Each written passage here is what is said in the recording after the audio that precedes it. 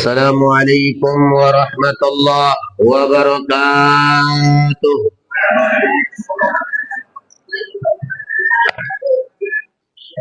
Alhamdulillah.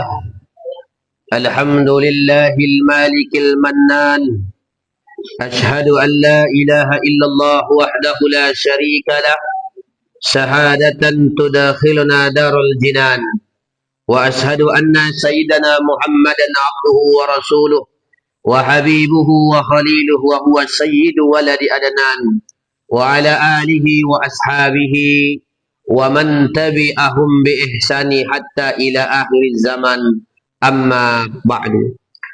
Ahibahil kiram, segenap para alim ulama, akhusu Bapak Imam kita Ustaz Muhammad ya Ihsan atau Fajri Al-Ihsan, begitu juga pengurus masjid, begitu juga para sesepuh yang hadir, orang-orang tua kami, khususnya barisan kaum bapak, kaum ibu yang dimuliakan Allah Subhanahu wa ta'ala.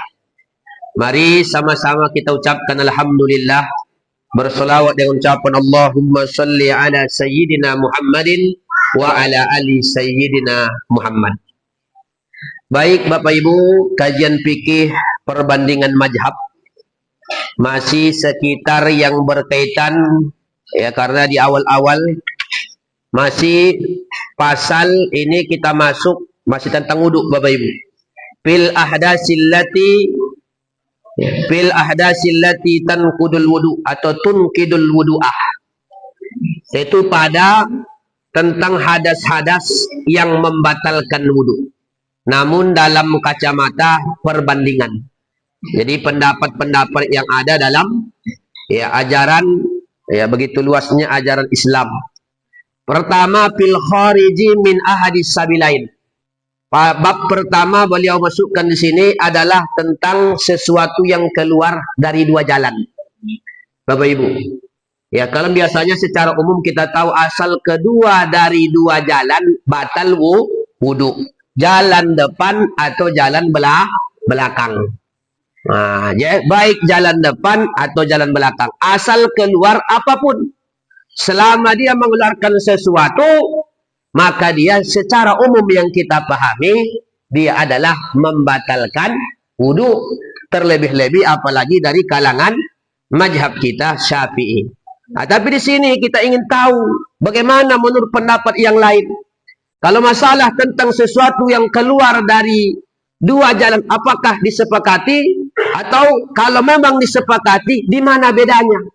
Nah, ini tentu yang pertama kita sampaikan dulu Bapak Ibu. Ya, kata beliau jumhurul ulama'i ala annal kharija min ahadis sabilaini yunkidul wudu'ah. Jumhur ulama, khusus mazhab Syafi'i, ya, sesuatu yang keluar dari dua jalan itu adalah termasuk membatalkan wudu, baik sesuatu itu yang biasa keluar atau yang jarang atau nggak masuk akal. Tiba-tiba kalau dalam fikih Bapak Ibu, ya walaupun yang konyol-konyol, tiba-tiba keluar emas, batal Bu? Emas asli batal? Tapi keluar dari batal nggak? Kalau menurut jumhur batal. Jumhur ulama termasuk mazhab Syafi'i, asal pokoknya sesuatu yang keluar, baik dia nadiran, sesuatu yang jarang atau yang biasa. Kalau yang biasa, mohon maaf Bapak Ibu, kalau biasa kan kotoran, kalau biasa kan buang air kecil ya. Ini kalau ya namanya hukum Bapak Ibu, tiba-tiba keluar di luar kebiasaan, keluar entah kerikil, keluar entah kelereng. Ya, kalau keluar emas, alhamdulillah. Ya, emas benaran kan begitu Bapak Ibu. Kalau keluar emas benaran, itu kan hal-hal yang di luar, ya di luar nalar. Namun di sini wahtalafu fiddudi yahruju minad dubur. Tapi ada ulama berbeda kalau yang keluar itu cacing. Kira-kira ada nggak Bapak Ibu orang cacingan? Ada. Nah, jadi para ulama, kalau para ulama ada yang berbeda Pak. Berbeda dalam apa? Kalau yang keluarnya berupa cacing, kalau yahruju minat duburi, kalau keluar dari lubang belakang. Ya, tapi kalau pendapat yang muktamad, kalau kita satu mazhab, ya, ibaratnya kalau dia cacingnya ya keluar begitu, ya, atau kadang-kadang mohon maaf Bapak Ibu, dia nggak keluar semua. Ada yang kadang-kadang dia kata cacing apa nih yang ribut-ribut kata dia.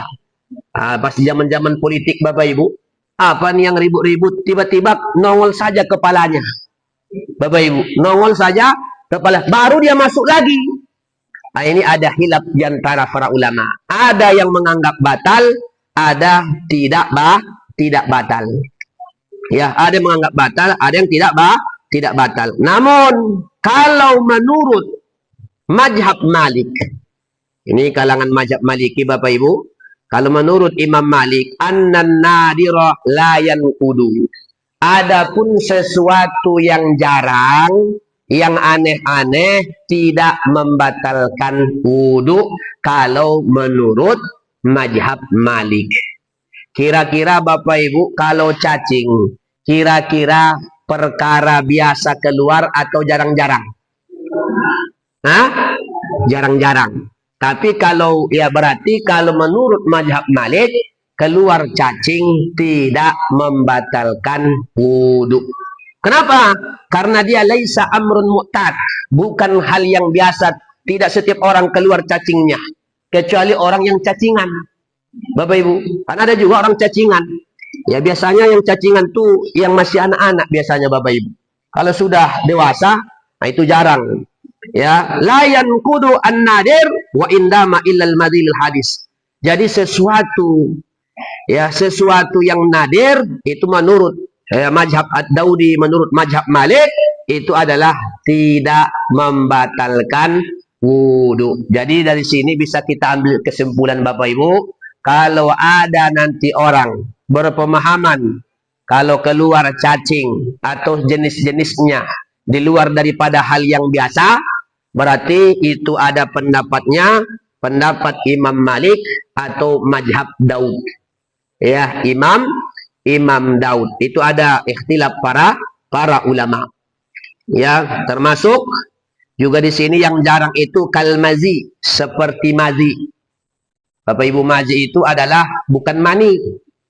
Kalau mazi ya sesuatu yang agak berbeda. Kalau dia mani, dia pertama kental, keluarnya lezat, dan dia kalau dia normal cara mengeluarkannya dia menyemprot. Beda dengan mazi. Kalau dalam mazhab Syafi'i, kalau yang keluar mazi najis. Ya, mazi, wadi. Dia bening-bening dia, itu nggak perlu kita detail bahasnya Bapak Ibu. Tapi kalau dia mani, menurut mazhab Syafi'i itu nggak najis, Bapak Ibu. Tapi menurut tiga mazhab najis. Nah, bayangkan bisa beda Imam Syafi'i. Apa dalil Imam Syafi'i? Nabi ya Aisyah radhiyallahu anha ummul mukminin mengorek bekas ya sepermadi izar itu sarung. Kalau bahasa kita sederhananya sarung, dikorek ya masih ada banyak, dikoreknya saja bekasnya masih ada.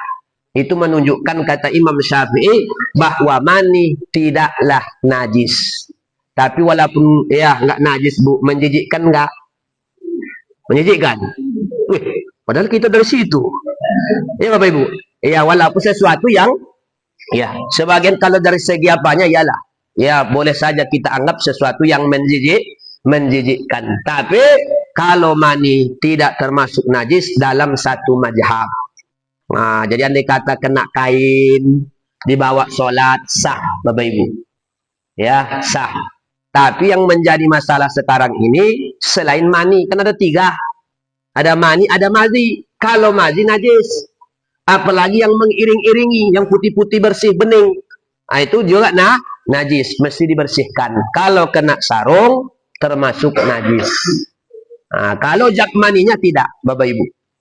Ya, zat maninya suci menurut satu mazhab. Ini Bapak Ibu yang dimulakan Allah Subhanahu wa ta'ala. Tapi lebih selamat kita ikut jumhur tadi nih. Jumhur ulama, apapun yang keluar Bapak Ibu dari dua jalan, Ya, dari dua jalan, baik belakang atau depan, baik yang biasa atau tidak biasa, batal wuduknya. Nah, makanya orang buang angin termasuk batal wuduknya. Nah, menjadi perdebatan ulama itu, mohon maaf, kalau buang anginnya dari depan, itu khilaf ulama. Ini bagi kasusnya bagi perempuan, mohon maaf, bagi perempuan yang dia tidak lagi perawan, dalam artian ya dia sudah, ya bahasanya, ya dia udah menikah lah bahasanya. Nah, pokoknya nggak perawan lagi. Karena kalau dalam bahasa kitab tubuh, mohon maaf, orang yang dikatakan janda itu adalah orang yang tidak perawan. Mau dia nikah atau tidak nikah.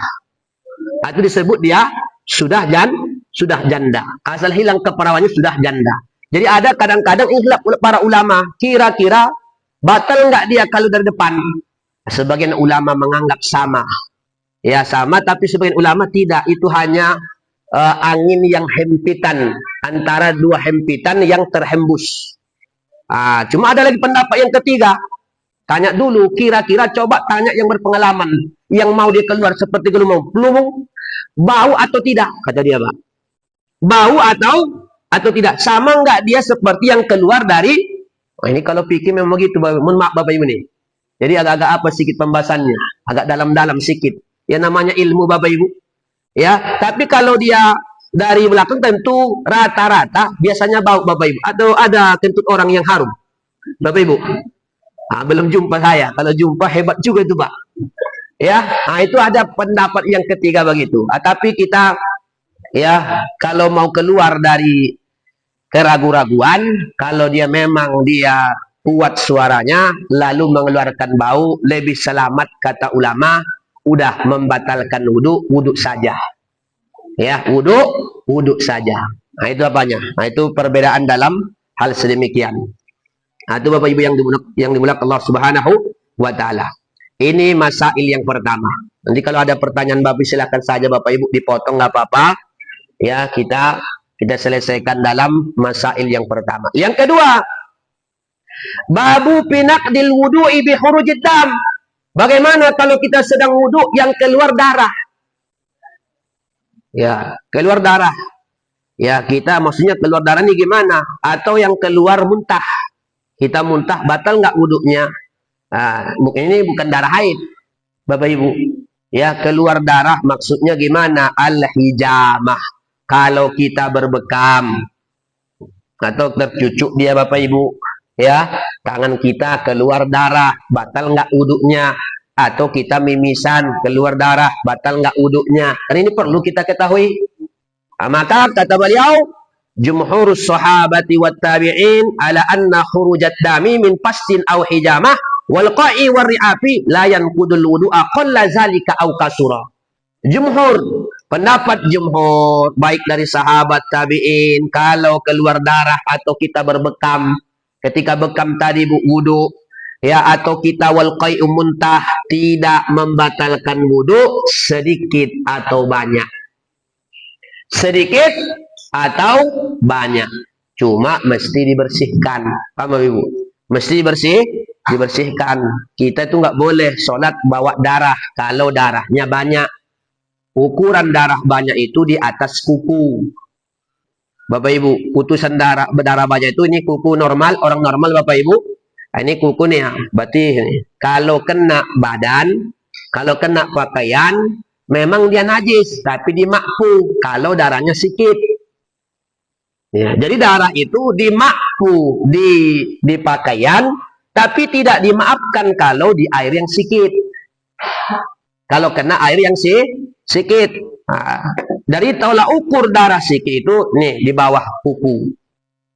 Atau tolak ukur darah sedikit itu kalau dia binatang, kalau kita gini kan Bapak Ibu, kita tampar begini, tidak mengalir darahnya. Pecah gitu aja dia. Seperti apa? Darah lalat, darah nyamuk, binatang-binatang kecil itu najis tapi tidak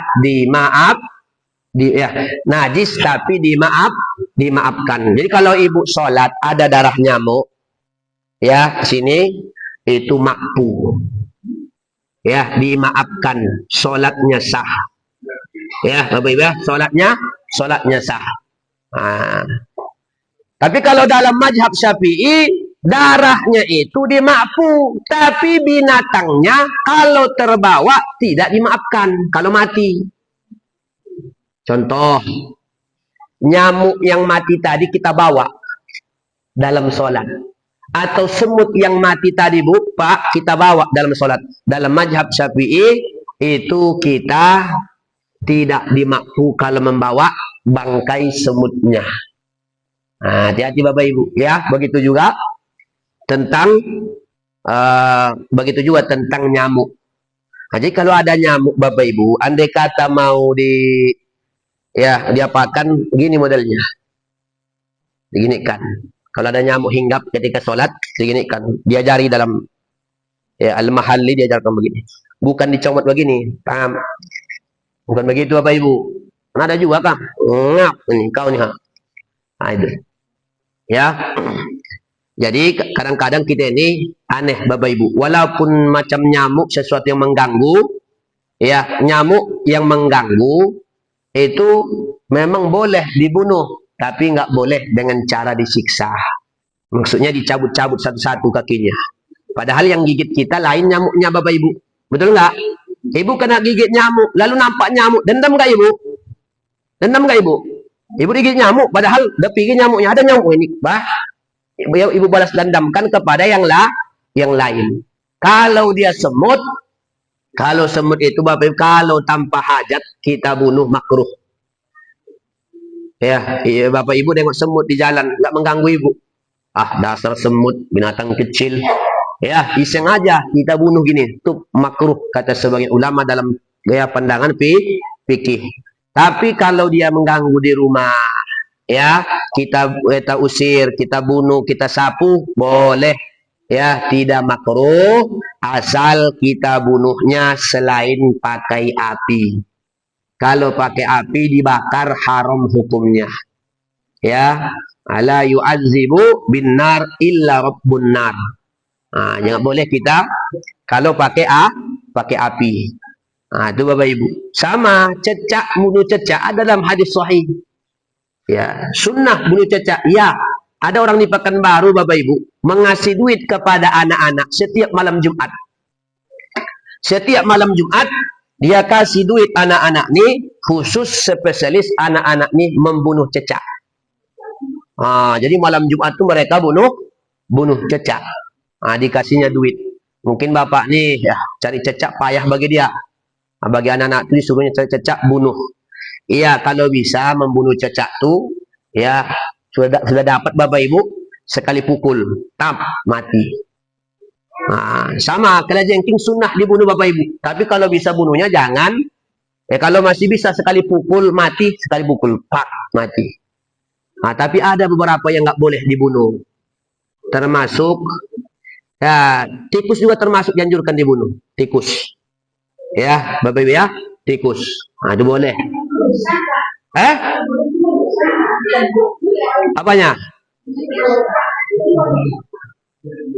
Terus apanya? Iya, maksudnya tikus juga termasuk dianjurkan dibunuh. Tikus. Oh gitu. Berarti saya salah sebut berarti. Nah. Oh, bakar sampah itu lain cerita. Yang sengaja atau tidak sengaja, lain cerita. Jadi maksudnya itu semut ini khusus dibunuh. Cara bunuhnya dengan api. Ya Bu ya. Nah, itu apanya?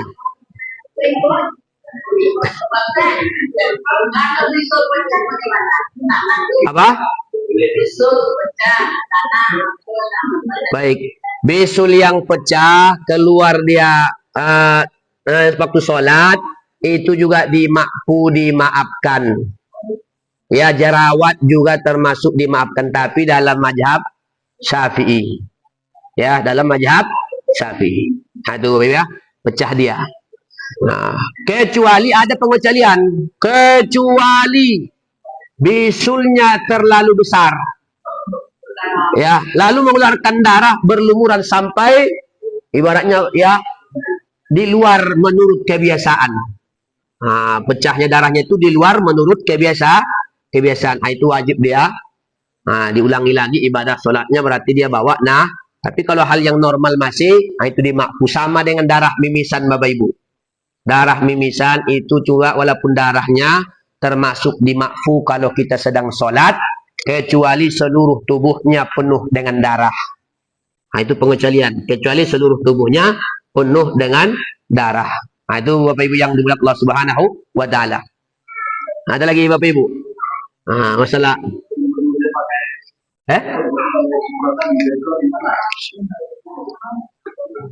boleh kalau pakai semprot. Yang tidak boleh pakai api. Ya. Kalau pakai baygon apapun dibunuh, pokoknya selain api boleh. Cuma yang menjadi khilaf para ulama itu membunuh dengan reket. Reket api. Itu khilaf ulama kontemporer. Ada menganggap sama dengan api yang model nar, karena dia listrik. Itu khilaf ulama. Kalau saya memang kalau mau pendapat yang hati-hati, jangan pakai itu cara bunuhnya. Itu Bapak Ibu. Karena dia ada menyamakan dia dengan api, ada beda kata dia. Ya, karena kalau api itu zatnya itu sudah, ibaratnya api itu kalau sudah api panas. Ya, kalau itu harus diapakan dulu katanya baru hidup, dan dia nggak mengeluarkan katanya. Ya, ibaratnya nggak mengeluarkan, nggak nampak bentuk zatnya, hanya tuh langsung dia kena koslet begitu. Itu ya jadi pembahasan khusus. Karena mungkin dulu di zaman klasik belum jumpa reket-reket begitu Bapak Ibu. Iya Pak, belum jumpa model-model. Jadi pembahasan khusus di kalangan para ulama mutaakhirin. Itu soal ya tentang sedemikian. Tapi kalau mau lebih selamat, nggak usah pakai itu cara bunuhnya. Cara yang lain. Tapi kodok haram dibunuh. Bapak Ibu. Kodok itu haram dibunuh. La taqtulut dibda'ah. Jangan sembarangan membunuh kodok. Jadi bagi bapak-bapak dulu yang terlanjur mancing pakai kodok, masih hidup kodoknya, dikaitkan dengan kail, lalu ditarik-tarik begini, dikejar-kejar ikan gabus, ya napasnya di tengah ujung, itu nggak boleh, hukumnya haram. Ya, karena termasuk dia binatang yang bertasbih, Bapak Ibu. Ya. Kalau kata guru saya itu kalau dia pas hujan, wak, itu kata dia, subhanallah, walhamdulillah, wala ilaha illallah, wallahu akbar, wala haula, wala quwata illa billahil alil azim. Itu diantaranya. Ya. Lah, kemudian di sini jadi kalau dia menurut jumhur tidak membatalkan kalau darah yang keluar. Ini juga termasuk mazhab ya Imam Syafi'i. Tapi ada pendapat ya daripada sebagian ulama termasuk batal ya kalau darahnya banyak yang keluar. Ya, kalau sikit tidak batal. Itu ya pendapat yang kedua. Kalau yang ketiga sikit banyak batal. Berarti 3 pendapat. Ya, sikit banyak batal. Tapi kalau saya pribadi lebih memilih ya tidak membatalkan wudhu ketika kita berbekam, mengeluarkan darah dan lain sebagainya. Hanya saja dibersihkan bekas-bekas bekamnya. Itu Bapak Ibu yang dimuliakan Allah Subhanahu wa Ta'ala. Itu diantaranya. Kemudian masail yang ketiga Bapak Ibu, babu pinaqdil wudu'i bimassil unsaini au al-khosotaini. Ini mohon maaf Bapak Ibu, ini ketika batal enggak wudhu ketika menyentuh. Ini hanya laki-laki yang punya nih Bapak Ibu, perempuan enggak punya. Bagian 2 biji. Nanti kata 2 biji tersentuh, terpegang, kira-kira batal enggak wudhunya. Karena ada orang kadang iseng-iseng dari pegangnya Bapak Ibu. Ini batal enggak wudhunya, ya. 2 telur laki-laki. Jadi kata dia ini jumhurul ulama'i ala annahu la wudu'a ala man massa'an sayaihi wa bihi yaqulu Malik wa Abu Hanifah wa Syafi'i wa Ahmad wa ghairuhum rahimahullah. Jadi jumhur ulama termasuk mazhab Syafi'i, mohon maaf Bapak Ibu, kalau terpegang bagian telurnya Pak tidak membatalkan wudu. Yang batal wudu itu batangnya. Nah, tapi nggak usah dibayangkan lah Pak ya. Ya, nah, itu yang apa kan? Itu yang termasuk membatalkan wudhu. Tapi kalau bagian telurnya andai kata terpegang sengaja saja tidak membatalkan, cuma kurang kerjaan. Ya, apalagi ya, dengan sengaja saja tidak batal, apalagi tidak sengaja. Memang agak panas pembahasannya. Memang itu Bapak Ibu. Saya nggak sengaja, memang itu pembahasannya, mengikuti urutannya. Nah, itu Bapak Ibu. Jadi andai kata Pak terpegang Pak, baik kita pas berhanduk atau dan lain sebagainya, andai kata terpegang sengaja pun tidak batal. Ya, nah, kalau dia dalam mazhab Syafi'i, kalau batang ya bagian batangnya terpegang, kalau dengan ini baru batal. Kalau dengan zohirnya tidak batal Pak. Apalagi pakai penghalang. Ya, apalagi pakai penghalang. Nah, itu diantaranya. Nah, cuma menurut satu riwayat daripada Urwah, man massa an sahih falyatawadda. Qala Ikrimah, man massa ma bainal farjaini falyatawadda. Maka tetap kata sebagian ulama, ahabbu ilayya ayyatawadda. Tapi mazhab Syafi'i tetap mensunnahkan wudu bagi orang yang jadi termasuk sunnah wudu kalau kita memegang bagian ya, telurnya itu Pak. Nah, itu sunnah kita wudu. Dianjurkan wudu, tapi nggak wajib. Wudhu kita yang tadi masih sah. Nah, itu diantaranya. Nah, tapi kata pendapat Urwah Ikrimah, siapa yang menyentuh bagian tersebut, kalau perempuan antara bainal farjaini, man massa, siapa yang menyentuh ma bainal farjaini di antara dua faraj, berarti antara dinding pertama dan ini antara ini dia sentuh Bapak Ibu, falyatawaddo, hendaklah dia wudhu. Hendaklah dia wudhu kalau kita sentuh pakai apa namanya Bu? Perut tangan. Nah, tidak ada penghalang dan lain sebagainya. Jadi dalam fikih itu sebenarnya Bapak Ibu, ya aurat kita itu dalam sendiri, secara hukum fikih, melihat kemaluan tanpa hajat, hukumnya makruh. Ya, melihat kemaluan tanpa hajat, ya sekedar iseng-iseng Bapak Ibu tanpa hajat, itu makruh hukumnya. Kecuali hajat kita, buang air kecil, kita buang air besar, lain cerita, atau ada yang gatal dan lain sebagainya. Makanya dia dibedakan oleh para ulama. Ada aurat kita dalam keadaan sendiri. Auratul rajul, aurat laki-laki ketika sendiri, sawatani. Mohon maaf Bapak Ibu, hubul dan dubur. Saya kalau sendiri di kamar, nggak kemana, itu mohon maaf hanya boleh saya hanya sekedar pakai celana dalam saja Bapak Ibu. Itu aurat laki-laki. Aurat perempuan ketika dia sendiri, baina surah war rukbah. Tetap antara pusat dan lutut. Jumhur ulama, pusat itu sebenarnya tidak termasuk aurat. Pusatnya Bapak Ibu. Jadi tidak termasuk pusat ini dan lututnya ini tidak termasuk aurat. Cuma dalam mazhab Syafi'i, sesuatu yang payah untuk ngapakannya tetap ditutup. Paham Bapak Ibu? Ya, kecuali mazhab Imam Abu Hanifah. Jadi yang aurat itu di mana? Yang di bawah pusat, yang di atas lutut. Nah, jadi sulit dia karena batasannya ini. Nah, karena salah juga kalau ada orang tua terlalu keras ya memarahi anak-anak yang hanya sekedar nampak lututnya, kecuali atas lutut nampak.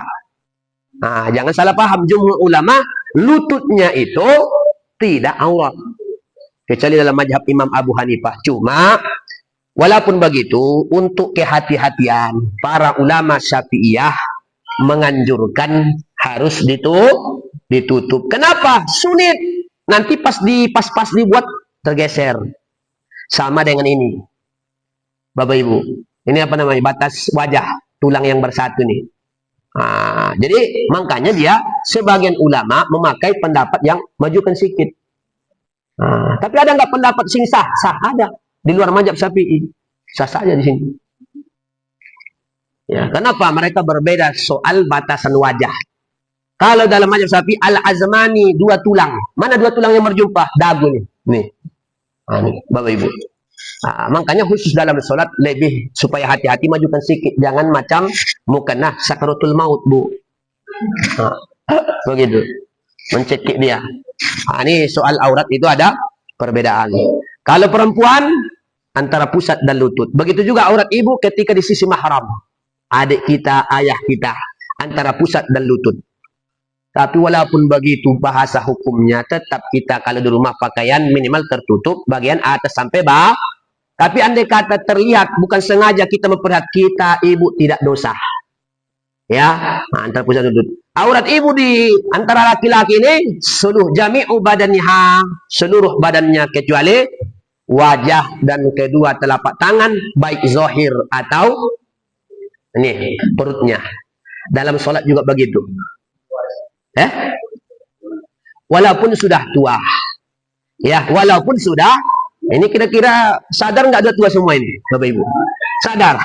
Nah, kita ini udah tua nih Bapak Ibu. Ya, sudah lewat 40 tahun itu sudah tuh. Cuma dalam Quran, kalau dia sudah tua renta, longgar-longgar sikit, jilbabnya nampak-nampak sikit, dimaafkan. Bukan buka semua. Kalau dia sudah tua, sudah orang nggak ada lagi, ya sedikit sekali orang nafsu dengannya. Ya, nggak tertarik lagi orang. Makanya wajar Abu Bakar Siddiq meletakkan kepalanya di pangkuan seorang nenek-nenek. Itulah sebagian ulama sebagaimana dinukil oleh Syekh Ali Jum'ah, dalil boleh bersalaman dengan yang bukan mahram. Itu salah satu mereka pakai dalilnya. Pendapat yang kedua, Abu Bakar meletakkan kepalanya di atas pangkuan. Kenapa? Laisa lahu mahallus syahwat. Yang sedikit minim sekali kalau dia kecuali berpenyakit. Nah, ada juga Bapak Ibu, nenek-nenek itu cantik nampaknya. Ada Bu. Ya, nenek-nenek cantik rasanya. Ada orang berpenyakit. Makanya ada juga kata-kata Gus Bah yang menarik. Saya kutip. Kata dia, hei perempuan cantik, jangan terlalu ramah dan nampakkan senyum kepada laki-laki. Boleh jadi di antara laki-laki itu ada yang hatinya berpenyakit. Akhirnya karena keramahanmu, senyummu tadi, dianggapnya kamu wanita yang tak baik, tanda iya, dan lain sebagainya. Jadi gimana? Nampakkan saja wajah sangar. Gitu. Ya. Nah, karena apa? Wah, wajah sangar, wajah judes. Karena kalau ada wajahnya wajah judes, itu biasanya ciri perempuan yang setia. Kenapa? Tidak pernah tebar pesona. Gini aja. Nah, ya, macam istri saya lah, gini aja. Karena baru regar dia.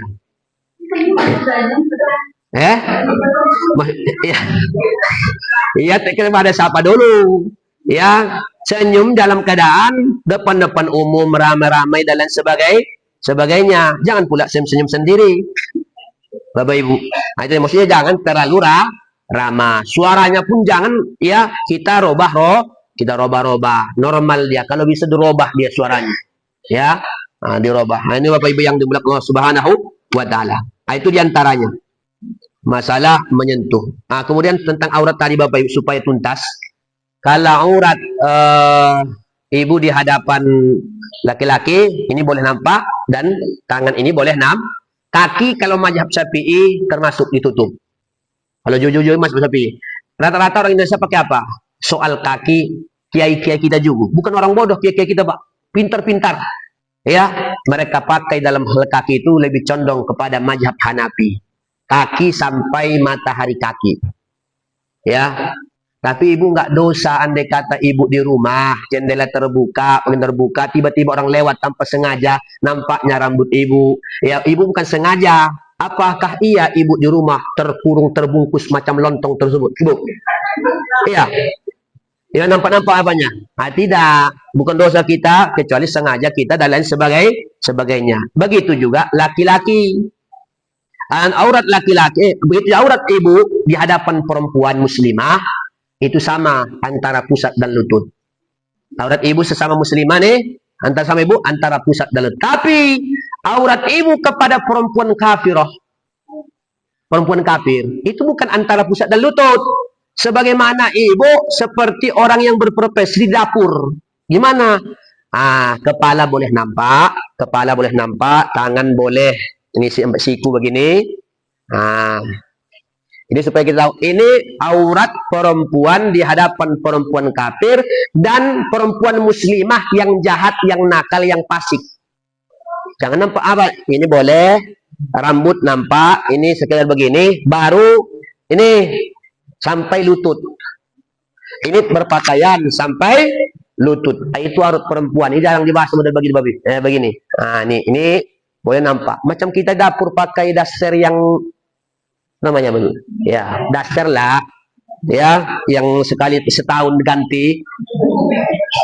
Kadang-kadang kok ya apanya Bu, kantongnya. Ya, ujung-ujungnya di kenlap. Betul Bu? Ya, tahulah kita Bapak Ibu ya. Nah, itu diantaranya. Begitu juga di hadapan perempuan ya, yang muslimah tapi dia fasik, nakal. Boleh jadi nanti dia ceritakan tentang ibu dan lain sebagainya. Nggak amanah. Tapi kalau aurat ibu di hadapan suami, la aurata aslan. Tidak ada aurat di hadapan suami.